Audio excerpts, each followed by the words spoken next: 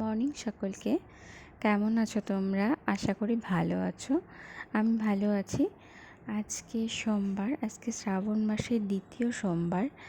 তো আজকে সকাল সকাল খুব সকালে উঠে পড়েছি। এমনিতে সকালে উঠতেই হয়, কিন্তু সোমবার দিন একটু বেশি তাড়াতাড়ি উঠতে হয়। তো সকালে উঠেই নিজে পরিষ্কার পরিচ্ছন্ন হয়ে লেগে পড়েছি ব্রেকফাস্ট তৈরি করতে। তো আজকে ব্রেকফাস্টে বানাচ্ছি লুচি। লুচিগুলো দেখো আজকে একদম ভালো হচ্ছে না, আর সব কেমন লাল লাল হয়ে যাচ্ছে। মানে অনেকক্ষণ খুব স্পিডে কাজ করতে হয়। তো তো আমি কি করি, লুচিটা যখন বেলি তখন কড়াইটা বসিয়ে দিই, তেলটাও গরমে বসে দিই। আজকে মনে হচ্ছে তেলটা একটু বেশি গরম হয়ে গেছে, তো সেই জন্য লুচিটা লাল লাল হয়ে যাচ্ছে।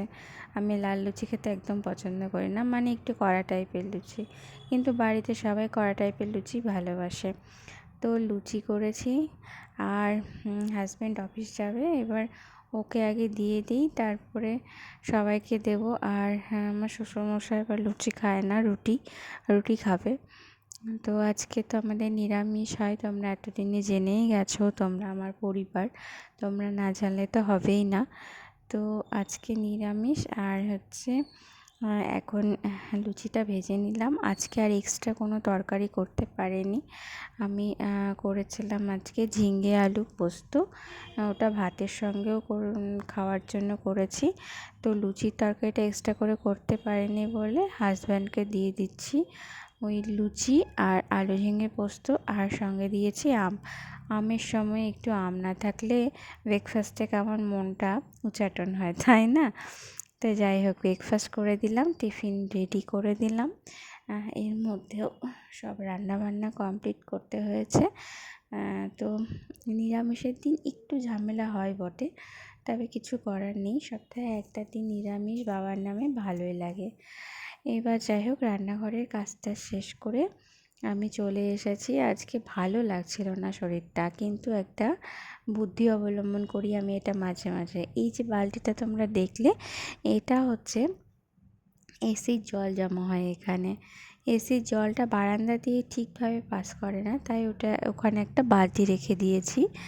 তাই এই বালতিতেই জলটা জমে যখন, তখন বেশি হয়ে গেলে তখন ওটাকে বাথরুমে ফেলে দিই।